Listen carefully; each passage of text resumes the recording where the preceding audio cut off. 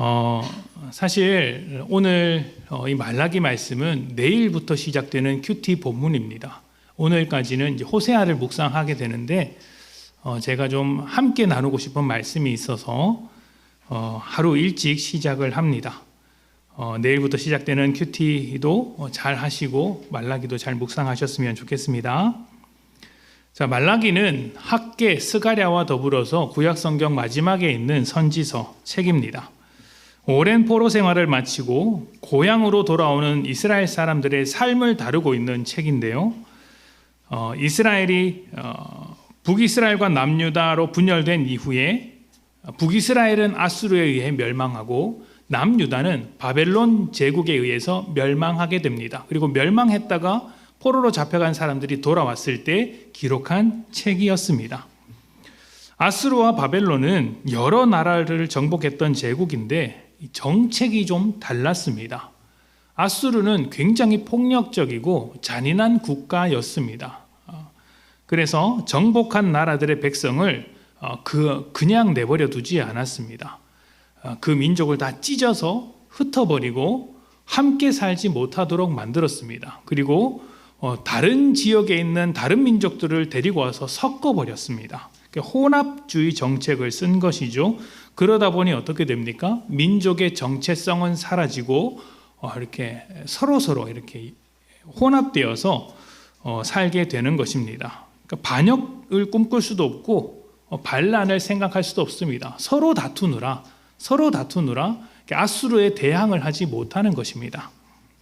바벨론은 좀 달랐습니다. 바벨론은 관용적인 정책을 폈습니다. 그러니까 찢어놓는 게 아니고 같이 살도록 모아둔 것이죠. 지역의 자치권도 인정해 주었고요. 문화와 종교도 다 인정해 주었습니다. 세금만 바쳐라. 군사적으로 이런 것만 행동해라. 거의 다 허락해 주었습니다. 왕만 섬겨라. 너희 다른 거 다 해도 된다. 이렇게 포용적인 정책을 쳤죠. 문제는 이런 것입니다.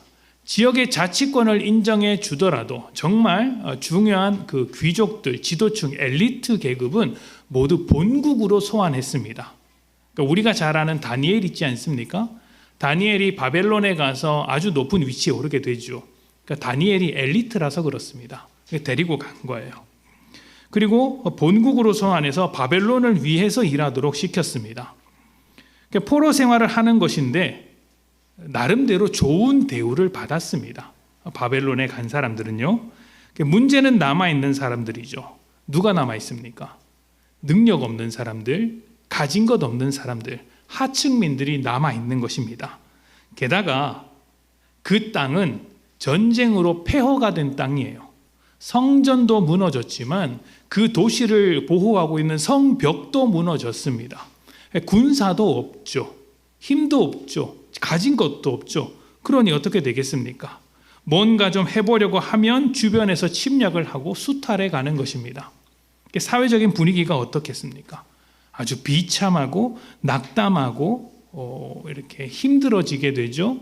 그래서 나중에 포로에서 귀환한 사람들과 남아있는 자들이 아주 심각하게 갈등을 벌이게 됩니다. 그게 성경에 다 기록되어 있습니다. 이렇게 포로 생활을 마치고 돌아온 이야기를 역사적으로 기록한 것이 에스라와 느헤미야이고 그 어떤 목적에 따라서 하나님의 말씀을 전한 것이 우리가 본 학개, 스가랴, 말라기입니다. 제가 이렇게 말라기의 말씀을 나누기 전에 길게 이 배경에 대해서 설명을 드리는 것은 이 말라기 말씀이 선포될 때 사회 전반적인 분위기가 어떠한 것인지 이해할 필요가 있어서 말씀을 드리는 것입니다. 우리나라가 광복된 때가 1945년 8월 15일입니다. 그때 사람들의 마음이 어땠을까요? 광복했을 때 태극기를 흔들면서 온 동네 사람들이 다 뛰어나와서 대한독립 만세를 불렀겠죠. 그동안 억눌렸던 모든 서름들이 사라지고 미래에 대한 밝은 전망과 함께 번영하기를 꿈꿨을 것입니다. 그런데 광복 이후에 그 아주 이제 극심한 우리 사회의 모습, 아주 이제 뭐라고 해야 될까요? 혼란스럽고 또 역동적인 우리 사회의 모습을 우리는 잘 알고 있습니다. 사회적으로나 정치적으로, 경제적으로, 외교적으로 풀어야 할 숙제들이 너무나도 많았죠. 그리고 광복되고 얼마 되지 않아서 전쟁까지 터지게 됩니다. 그러니까 그 식민 생활 동안 누적되었던 다양한 병폐들을 마주하게 되었고 거기다가 전쟁까지 찾아왔으니 희망이 실망으로 변하고 낭망하기에 이르게 되죠. 광복했는데도 불구하고 왜 이런가라는 낙담이 사회 전반적인 분위기에 이제 자리 잡을 수 있습니다. 이스라엘이 그랬습니다. 에스라와 느헤미야는 귀환했던 사람들과 함께 도시 재건 운동, 성전 재건 운동을 벌였습니다. 무너진 성전도 다시 세우고 성벽도 다시 재건하자. 우리 다시 한번 다윗의 그 영광을 회복하자라고 하면서 회복 운동을 벌였죠. 그리고 학개와 스가랴 같은 선지자는 백성들에게 하나님의 말씀을 전하면서 독려했습니다. 하나님께서 우리와 함께 하신다. 우리가 이 도시를 세우면 분명히 축복해 주실 것이다. 이렇게 국가적인 운동이 시작되었습니다. 그러니 안 그래도 이제 독립을 했고 사람들이 돌아오고 다시 한번 나라를 세우자는 운동이 벌어지니까 사회 전반적인 분위기가 어떻겠습니까? 그러니까 뜨거워지지 않겠습니까? 하나님께서 정말 축복해 주실 것 같고 대단한 부흥이 일어날 것 같은 분위기가 형성되었습니다. 몇 년 전에 우리나라에도 이제 기독교 안에서 이런 부흥 운동이 있었던 적이 있습니다. 여러분도 들어본 적이 있을 겁니다. 1907년에 있었던 평양 대부흥을 다시 한번 우리가 일으켜보자. 평양 대부흥의 100주년이 된 만큼 2007년도에 다시 한번 부흥을 일으켜보자는 운동이었습니다. 많은 교단과 교회들, 성도님들이 부흥을 위해서 기도했고 운동에 동참했습니다. 정말 뜨거웠죠. 근데 어떻게 되었습니까? 2007년에 기독교에 있어서 아주 사회적으로 인식이 안 좋아지는 사건이 벌어지기도 했고 또 기대했던 모습의 운동의 결과가 나타나지 않았습니다. 처음에는 뜨거웠는데 나중에는 흐지부지 되더니 지금은 그 이야기를 꺼내는 사람이 없습니다. 왜 그럴까요? 기대했는데 기대했던 것이 결과로 나타나지 않아서 그렇습니다. 실망했던 것이죠. 성전과 성벽을 재건하는 국가적인 운동이 다 끝났습니다. 그러면 성전도 만들었고 성벽도 세웠으니까 하나님께서 축복해 주셔서 정말 다윗과 같은 지도자가 나타나고 이 나라를 부흥시켜 줄 것 같은데 뭔가 결과가 보여야 할 것 같은데 기대와 달리 참혹한 현실이 이어지는 것입니다. 품었던 소망은 실망이 되고 낙담하게 됩니다. 그리고 하나님에 대한 회의감으로 가득 차게 되는 거예요. 우리가 정말 하나님의 백성이 맞는가? 하나님이 우리를 버렸단 말인가? 아니면 하나님이 원래 그렇게 힘이 없는 하나님인가 하는 것이죠. 어쩌면 우리가 겪는 현실이 이것과 비슷할 수도 있습니다. 신앙생활을 열심히 했습니다. 봉사도 뜨겁게 했습니다. 성전을 만들지는 않았지만 성전을 만드는 것과 같은 열심으로 신앙생활을 합니다. 충분할지는 모르겠지만 나름대로 최선을 다한 것입니다. 그런데 결과가 따르지 않으면 믿음 자체에 대한 회의감이 찾아옵니다. 처음에는 이렇게 생각하죠. 내가 부족해서 그런가? 더 해야 되나? 더 열심히 해야 되나? 라고 생각을 합니다. 그런데 한편으로는 너무한 것 아닌가? 내가 이렇게까지 했는데 아무런 결과가 없으면 더 어떻게 하라는 말인가? 차라리 안 하고 말겠다. 이렇게 생각하지 않겠습니까? 이렇게 되면 회의감이 들죠. 하나님을 신뢰하지 않고 하나님의 사랑에 대해서도 의심합니다. 관계가 멀어지게 되겠죠. 그런데 이런 일들, 이런 생각들, 이런 현상들은 모두 하나님을 모르기 때문에 생기는 결과들입니다. 하나님을 오해하기 때문에 하나님의 뜻과 목적, 하나님의 사랑이 무엇인지 몰라서 생기는 결과입니다. 우리는 하나님을 우상처럼 생각할 때가 너무 많습니다. 내 필요에 따라서 뭔가를 주고받는 갑과 을처럼 생각하는 거예요. 나는 을로서 해야 할 의무를 다 했는데 하나님은 갑으로서 왜 의무를 다 하지 않습니까? 하나님 왜 이런 거 안 하십니까? 결과가 없습니까? 라고 따지는 것이죠. 다시 한번 말씀드리지만 이것은 하나님에 대한 오해 때문에 벌어지는 이야기입니다. 우리가 생각하는 하나님과의 관계와 하나님이 생각하는 우리와의 관계, 하나님과의 관계가 다르기 때문에 벌어지는 일입니다. 하나님은 우리를 갑을 관계로 생각하지 않으세요. 하나님은 우상이 아니십니다. 바로 이 말씀을 이 내용을 오늘 말라기를 통해서 좀 살펴보고자 하는 것입니다. 자, 다시 한번 말씀을 봅시다. 우리 다 같이 읽어보겠습니다. 자, 시작. 여호와께서 이르시되 내가 너희를 사랑하였노라 하나 너희는 이르기를 주께서 어떻게 우리를 사랑하셨나이까 하는도다. 아멘. 여기까지만 보도록 하겠습니다. 자, 하나님에 대한 실망과 함께 사회 전반적인 분위기가 냉소적이고 냉담하고 회의적입니다. 하나님에 대한 환멸이 가득했어요. 변하지 않는 현실 앞에서 하나님에 대한 신뢰, 믿음, 그 마음도 다 무너지게 된 것입니다. 그러던 중에 하나님께서 말라기 선지자를 통해서 말씀하십니다. 내가 너희를 사랑했다. 내가 너희를 정말 사랑하고 있다. 평소 같으면 이 말씀이 위로가 될 수도 있겠죠. 아, 하나님 나를 사랑하시는군요. 이 사랑을 받아서 내가 잘해보겠습니다. 감사합니다. 라고 말하겠지만 지금은 어떻습니까? 하나님에 대한 냉소와 회의감, 환멸, 낙담이 가득하기 때문에 가장 듣기 싫은 말이 되는 거예요. 나를 사랑한다고? 무슨 말도 안 되는 소리를 하고 있어. 라는 이야기가 이스라엘 백성들에게서 저절로 나오는 거예요. 그래서 뭐라고 대답해요? 어떻게 하나님이 우리를 사랑한다고 할 수 있습니까? 지금 우리 꼴을 보십시오. 이 나라를 보십시오. 우리의 현실을 보십시오. 내가 살고 있는 우리 집안 꼴을 좀 보십시오. 내 관계, 내 직장, 내 통장 잔고를 좀 보십시오. 이게 뭘 사랑하는 겁니까? 라고 하는 것이죠. 과연 하나님의 사랑은 어디서 찾아야 합니까? 어떻게 우리를 사랑한다는 그런 이야기를 할 수 있습니까? 라고 이스라엘이 묻는 거예요. 세상에서 우리를 비참하게 만드는 것 중에 국어라는 것만큼 비참하게 만드는 것도 잘 없죠. 왜냐하면 국어는요, 그 국어라는 대상 앞에서 내 모든 자존심을 굽혀야 하기 때문입니다. 자존심 굽히기 싫어하는 사람은 아쉬운 소리 안 합니다. 도와달라는 소리도 안 하고요. 힘들다는 이야기도 안 합니다. 망하면 망했지 절대 안 합니다. 그런데 진짜 급한 사람은 자존심이고 뭐고 없습니다. 다 내려놓고 일단 도와달라고 합니다. 제가 예전에 이제 개척 교회를 섬길 때 한 5년 정도 사례비를 안 받고 이제 섬겼기 때문에 주중에는 일을 해야 했습니다. 근데 다양한 일을 했어요. 왜냐하면 이제 제가 사역이 중심이기 때문에 한 직장에서 오래 있을 수가 없었습니다.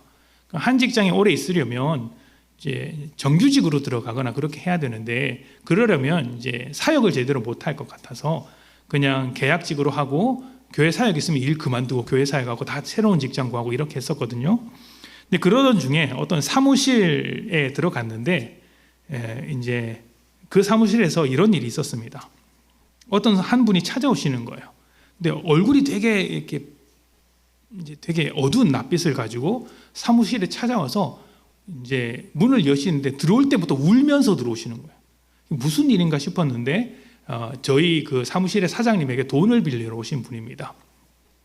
이제 사업을 하시는 분인데 이제 자금이 막혀서 당장 부도나게 생긴 거예요. 하루 이틀이면. 그래서 은행이고 다 돌아다니는데 막혀서 이제 사무실까지 온 것이죠. 그때 사무실 사장님이 돈이 좀 많아서. 그래서 아는 사람과 함께 왔는데 그분이 정말 급했는지 오자마자 사무실 앞에서 그 사장님 앞에서 무릎을 털썩 꿇고 나이도 굉장히 지긋하신 분이었거든요. 정말 아쉬운 소리, 온갖 소리 다 하면서 이렇게 아주 제가 볼 때는 좀 비참하다 싶을 정도로 그렇게 돈을 빌려달라고 하는 것입니다. 근데 끝끝내 안 빌려주셨어요. 좀 안타깝긴 했는데 뭐 사정이 있겠죠. 그런데 한 이틀 뒤에 그분이 또 오시는 겁니다. 근데 참 신기하게도요, 여러분, 뭔가 이렇게 좀 어깨가 이만큼 올라가 있어요. 딱 문을 딱 열고 오는데 그 문 여는 소리도 다르는 겁니다. 그전에는 삑 하고 열었다면 이번에는 와당탕 열더니 탁 당당히 들어가지고 커피 달라고 하면서 소파에 딱 앉아서 다리를 꼬면서 막 이야기를 주고받는 거예요. 귀를 이렇게 기울여 보니까 돈을 구했답니다. 그러니까 그거 하나 때문에 이제 구걸하지도 않고 아주 당당하게 들어오는 것이죠. 사람 참 한순간이구나. 이런 생각이 좀 드는 겁니다. 비참하게 만드는 것이죠. 구걸을 하는 게 그런 겁니다. 도와달라고 구걸하는 게 사람이 저렇게까지 바뀔 수가 있겠구나. 자, 그런데 오늘 말씀을 한번 보십시오. 누가 누구에게 구걸을 하고 있습니까? 누가 누구에게 구걸을 하고 있는 것 같아요?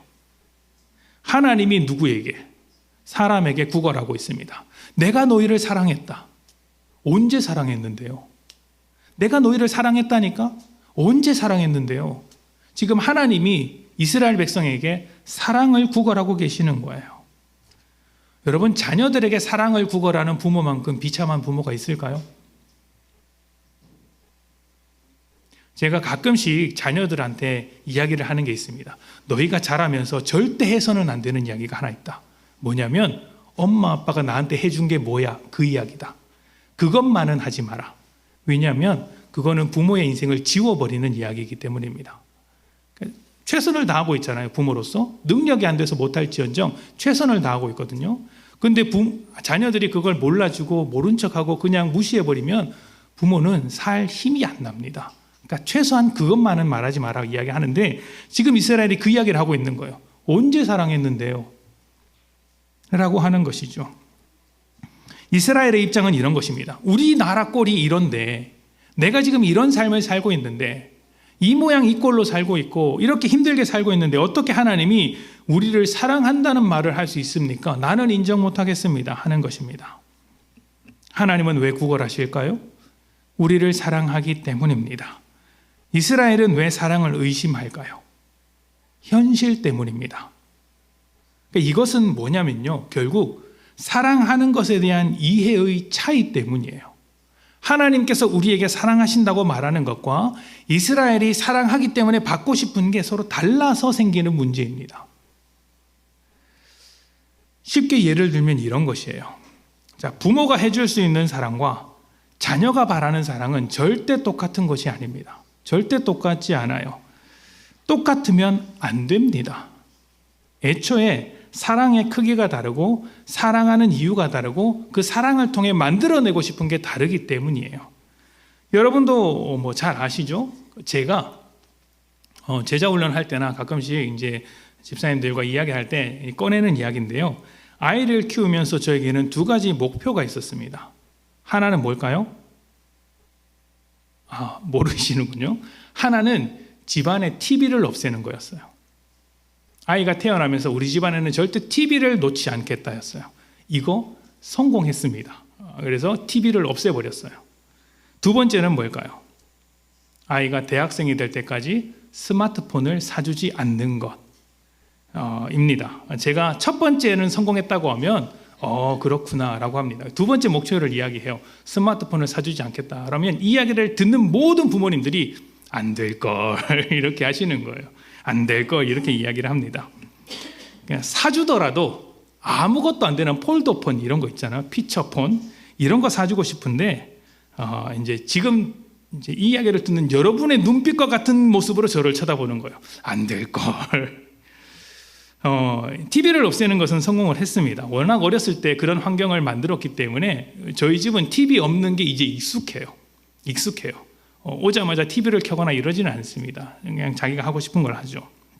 하나도 불편하지 않습니다. 지금도 잘했다고 생각을 합니다. 문제는 이제 스마트폰이죠. 주변에 학교를 다니면서 많은 친구들이 가지고 있다 보니까 가끔씩 자기는 왜 없는지 물어볼 때가 있습니다. 지금은 이게 통해요.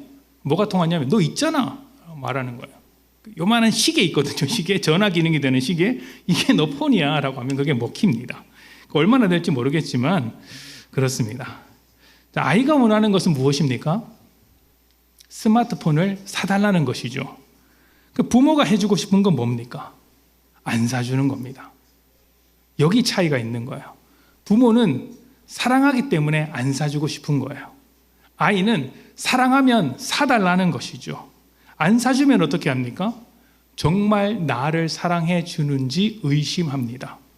부모는 다른 아이들이 스마트폰을 가지고 있는지 안 가지고 있는지 신경 안 쓰거든요. 근데 너는 못 사주겠다라고 하는데 아이의 입장에서는 왜 다른 아이들은 다 그렇게 좋은 거 주면서 나는 안 주냐라고 생각을 하는 거예요. 부모가 맞느냐 이렇게 시위하는 것이죠. 물론 저희 집 아이가 실제로 그렇게 이야기했다는 건 아닙니다. 뭐 부모가 맞느냐 이런 이야기를 했다는 건 아니고 자녀가 원하는 것과 부모가 줄 수 있는 게 다르다는 말씀을 드리는 거예요. 근데 그 둘 다 사랑이라는 이름으로 이야기하더라는 것이죠. 부모가 할 수 있는 말은 이런 것입니다. 내가 부모이기 때문에 널 사랑하기 때문에 사주지 않는 것이다. 사랑을 다르게 이해하는 것이죠. 이것이 하나님과 우리의 차이이기도 합니다. 호세아 6장 1절부터 3절입니다. 호세아 6장 1절부터 3절.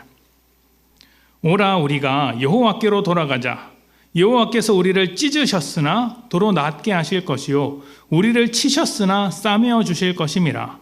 여호와께서 이틀 후에 우리를 살리시며 셋째 날에 우리를 일으키시리니 우리가 그의 앞에서 살리라. 그러므로 우리가 여호와를 알자. 힘써 여호와를 알자. 그의 나타나심은 새벽빛같이 어김없나니 비와 같이 땅을 적시는 늦은 비와 같이 우리에게 임하시리라 하니라. 아멘. 호세아 선지자가 하나님을 떠나서 살고 있는 이스라엘 백성에게 하나님께로 돌아가자 이야기를 합니다. 그렇게 하면 낫게 하시고 싸매어 주시고 살리시며 일으켜 주실 것이라고 이야기합니다. 자, 그런데 그 전에 무슨 과정이 있습니까? 하나님께서 우리를 낫게 하시고 싸매어 주시는데 그 전에 무엇이 있습니까? 1절에 보니까 여호와께서 우리를 찢으셨다라고 이야기합니다. 또 우리를 치셨다라고 이야기합니다. 찢고 치는 과정이 있더라는 것이죠. 아파해야 하는 과정이 있더라는 것입니다. 우리가 아픔의 과정을 겪는 것도 하나님의 사랑으로부터 나오는 것이고 그 아픔을 치유하고 회복하는 것도 하나님의 사랑 위에서 벌어지는 일이다라고 설명하고 있는 거예요. 사랑이라는 것은 원하는 것을 다 해주는 것이 아닙니다. 돈으로 키운 아이는 망한다는 이야기가 있죠. 부모가 이것저것 다 해주는 아이일수록 무능력해진다고 합니다. 성장하는 데는 넘어지는 것도 필요하고 실패하는 것도 필요합니다. 넘어지고 실패하는 경험을 통해 다시 일어날 수 있는 어떤 힘을 얻게 되는 것이죠. 그런데 부모가 다 해주면 그런 경험을 다 빼앗아 버리는 거예요. 부모의 보호 아래 있을 때 실패를 경험해야 그 연습을 할 수 있다라고 이야기를 합니다. 그 사랑이란 무엇입니까? 그냥 그 사람이 만족하도록 이것저것 다 해주는 건 사랑이 아니에요. 욕망을 채워주는 것밖에 안 됩니다. 사랑이라는 것은 지금보다 더 훌륭하게 만들기 위해서 책임지고 돕는 것입니다. 스스로 일어설 때까지 돕는 것이죠. 근데 여러분 착각하시면 안 됩니다. 도와줄 수는 있어도 대신 살아줄 수는 없습니다. 그래서 사랑이 힘든 거예요. 대신 살아줄 수 없어서 힘든 거예요. 사랑하는 사람의 실패와 좌절을 지켜봐야 하기 때문입니다.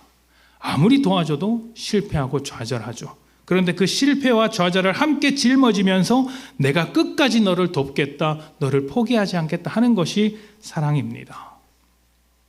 하나님이 그렇게 하시는 거예요. 우리에게 좋은 것을 주신다라고 말씀하시지만 그 좋은 게 뭔지 알아야 돼요. 내가 좋아하는 게 좋은 게 아니에요. 하나님의 형상으로 창조된 우리가 스스로 하나님의 영광 안에서 살면서 복되게 살아가도록 하는 것, 하나님 안에서 복된 삶을 살도록 하는 것이 하나님께서 주시는 좋은 것입니다. 하나님 안에서 잘 살게 하는 것, 여기서 핵심은 잘 살게 하는 것이 아니라 하나님 안에서인 거예요. 그것이 하나님의 일하심의 목적입니다. 그리고 이것을 위해서 하나님은 우리의 실력을 키워주시기로 하신 거예요. 삶을 살아가는 실력 말입니다. 살아가는데 제일 필요한 실력이 무엇인지 아십니까? 저는 이런 것이라고 생각합니다. 싫은 사람 앞에서 티 안 내는 실력. 이건 가식이 아니에요. 실력이에요. 한번 웃고 넘어가는 실력입니다. 자기 감정을 있는 그대로 다 표현하는 것은요, 철없는 아이들이나 하는 행동입니다. 그건 솔직한 게 아니라 철이 없는 거예요. 3살짜리, 4살짜리, 7살짜리 어린아이는 그렇게 할 수 있어요. 근데 초등학생만 들어가도 눈치를 봅니다. 말을 해야 되는지 안 해야 되는지 분별을 합니다. 근데 어른이 돼서 그걸 못하면 어리석은 거예요. 솔직한 게 아니라 답답한 거예요. 그렇다고 이렇게 뭐 감정을 억누르라는 말이 아니에요. 억누르면 터지게 되죠. 어른이 되면 감정을 마구잡이로 표현하는 게 아닙니다. 수준 있게 표현을 해요. 수준 있게. 감정을 추스리고 다스리죠. 그리고 고급스럽게 표현을 합니다. 당신 지금 뭐라고 했어? 지금 그게 나한테 할 말이야? 나랑 싸우자는 거야? 뭐 하는 거야? 라고 말하지 않아요. 뭐라고 이야기합니까? 제가 좀 당황스럽네요. 다시 한번 설명해 주시겠습니까? 왜 그렇습니까? 여러분은 그렇게 안 합니까? 여러분은 그렇게 안 하세요? 이렇게 해야 되는 거예요.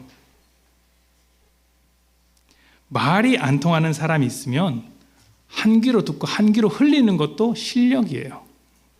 실력이에요. 상대를 무시하라는 게 아닙니다.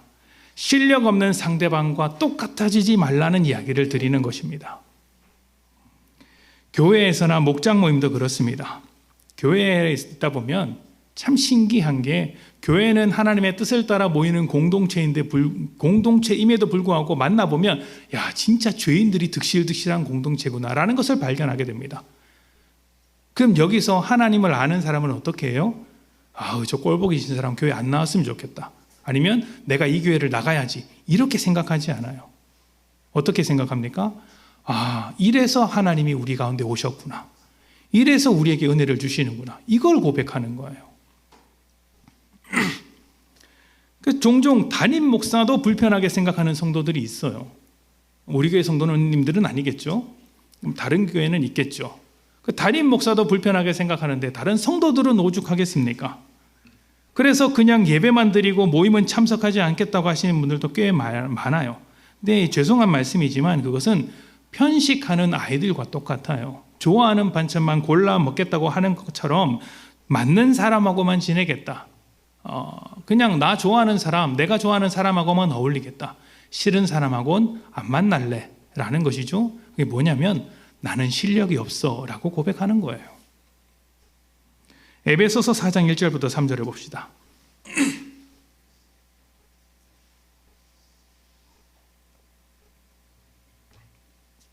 에베소서 4장 1절부터 3절 우리 다 같이 읽어볼까요?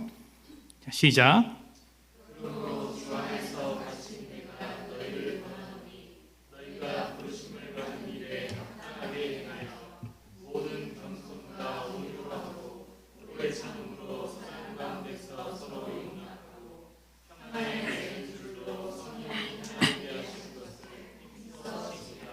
아멘. 자, 1절과 3절이 서로 연결되는 말씀이 있고 그 중간에 내용이 들어가 있어요. 부르심을 받은 일에 합당하게 행하여, 그리고 3절에 뭐라고 이야기합니까? 성령이 하나 되게 하신 것을 힘써 지키라. 이렇게 이야기를 합니다. 그러니까 부르심을 받은 대로 합당하게 행동하면서 성령이 하나 되게 한 것을 힘써 지키라고 이야기를 합니다. 힘써 지키랍니다.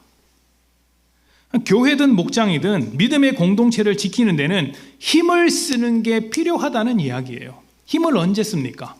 안 되는 일을 되게 할 때 힘을 써야 돼요. 잘 되는 일, 쉬운 일은 힘쓸 필요가 없습니다. 다시 말하면 좋은 사람, 마음에 드는 사람하고 있을 때는 특별히 신경 안 써도 돼요. 잘 맞는 사람, 잘 안 맞는 사람하고 있을 때 내가 힘을 써야 돼요. 저희 아내와 제가 MBTI 검사를 해보면 이제 성격이 극과 극으로 나옵니다. 이렇게 그래서 그 인터넷에 표가 있더라고요. 이렇게 잘 맞는 거. 저랑 제 아내는 빨간색이에요. 뭐냐면 파국이에요. 파국. 서로 만나면 파국인 두 사람이 만나서 결혼 생활을 하고 있습니다. 제가 얼마나 힘을 쓰고 있는지 모릅니다. 아멘. 힘을 쓰는 게 필요합니다. 그게 실력이에요.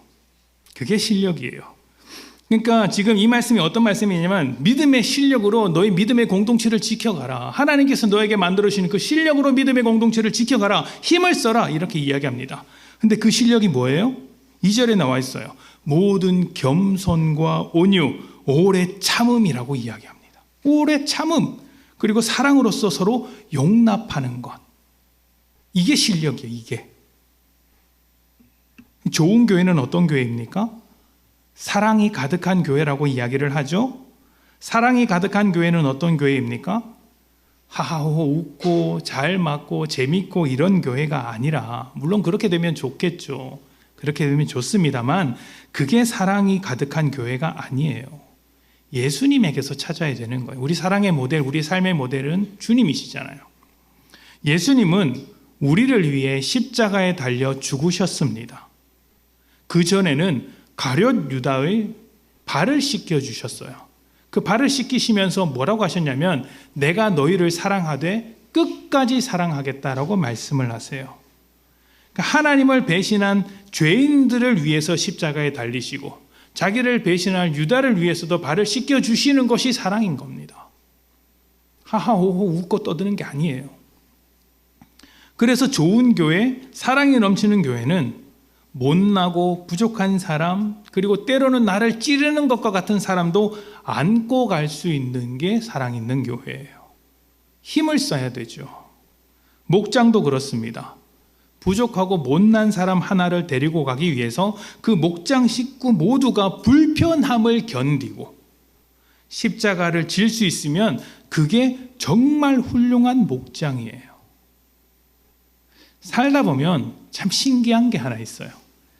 잘못한 사람이 큰 소리를 칩니다. 잘못한 사람일수록 우깁니다. 그게 참 신기하죠. 잘하는 사람이 머리를 숙입니다. 굽신거립니다. 왜 굽신거릴까요? 잘못한 게 없는데 왜 굽신거립니까? 왜 부모가 잘못한 게 없는데 자녀한테 집니까? 왜 그렇죠? 품고 가려고 굽신거려 주는 것입니다. 품고 가려고. 이것이 실력이고 사랑인 거예요.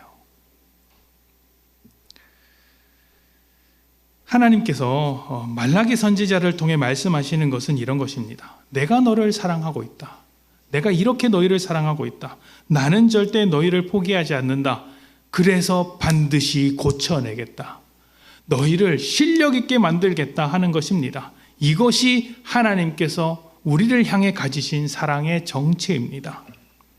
만약 우리가 눈앞에 보이는 현실의 문제에게만 매달리게 된다면 하나님이 어떻게 우리를 사랑했습니까? 이런 현실 속에서 살고 있는데 어떻게 사랑할 수 있습니까? 라는 말을 할 것입니다. 돈도 안 주시고 건강도 안 주시고 마음에 드는 사람 하나도 없는데 이런 낯선 환경, 내가 불편한 환경 속에서 살게 하시는데 어떻게 하나님이 나를 사랑한다고 할 수 있습니까? 하나님이 이해가 안 되죠. 그러나 하나님은 우리를 향한 계획이 있고 뜻이 있습니다. 우리를 어떻게 만들고 어떻게 완성하시겠다는 분명한 자리가 있습니다.